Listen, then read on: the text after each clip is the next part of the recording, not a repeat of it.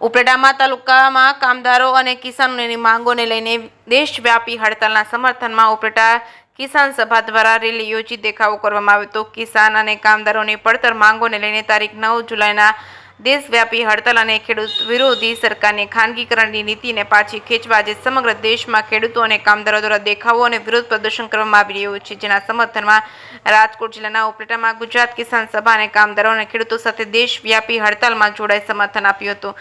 ગુજરાત કિસાન સભા દ્વારા ઉપલેટામાં રેલી યોજી દેખાવો અને સૂત્રોચ્ચાર કરી સરકાર દ્વારા લગાવવામાં આવેલ ખેડૂત વિરોધી કાયદો અને નાબૂદ કરવા અને ટેકાના ભાવે ખરીદી કરવા અને વીમાનો ખાનગીકરણ પાછું ખેંચી સરકારી યોજનામાં સમાવેશ કરવો, વીજળીનું ખાનગીકરણ બંધ કરવું, કામદારોના વેતનમાં વધારો કરવો તેમજ સ્માર્ટ મીટર લગાવવું બંધ કરવા સહિતના અનેક મુદ્દાઓ લઈ સરકાર સમક્ષ વિરોધ નોંધાવી દેખાવ પ્રદર્શન કરવામાં આવ્યું છે। ઉપલેટા વિસ્તારના ખેડૂતો અને કામદારો, ખેત મજૂરો સહિત મોટી સંખ્યામાં મહિલાઓ, યુવાનો ઉપસ્થિત રહી દેશવ્યાપી હડતાલને સમર્થન આપ્યું હતું। જે સિંહ ગુજરાતી સાથે અર્શી આહિર, ઉપલેટા।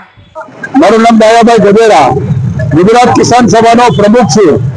આજ રોજ 9 જુલાઈના રોજ રાષ્ટ્રવ્યાપી કામદાર કિસાન હડતાલના દિવસે હડતાલના સમર્થનમાં ઉપલેટામાં કિસાનો અને કામદારોએ સાથે મળી અને માંગણી કરી અને જે માંગો છે તે સરકારે માનવા માટે અરજ કરી છે।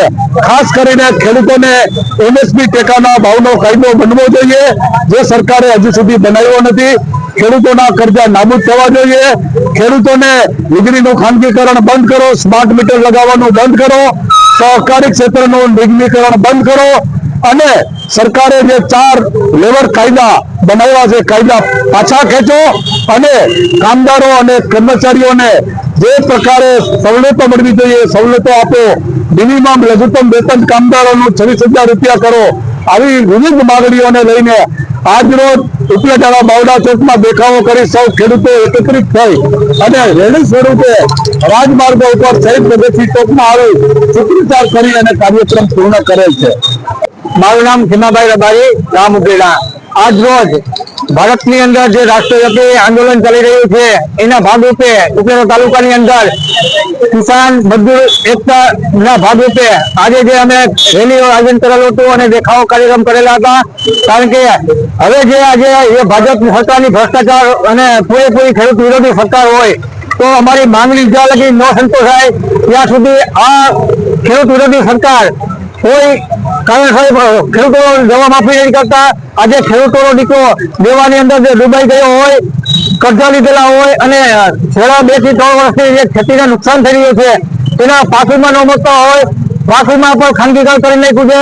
તો અમારી માંગણી એ છે કે આવા ખેડૂતોના દેવા માફ કરે અને જે ખાનગી વીમો કરેલો છે એને સરકારી યોજનાની અંદર સમાવેશ કરે એવી અમારી માંગણી સાથે અને જે મજદૂરો છે એને કાયમી માટે વેતન મળે, એને રોજગારી મળે। આ હિસાબે અમે ઉપલેટા તાલુકાની અંદર જે કાર્યક્રમ દેખાવો કરેલો હતો એ રાષ્ટ્રની અંદર જે હડતાલ રૂપે છે એ ગુજરાત ઉપલેટા તાલુકાની અંદર પણ અમે જે દેખાવો કરેલો અને સરકાર અમારી માંગણી સંતોષે એવી ઈચ્છા વ્યક્ત કરી રહ્યા છીએ।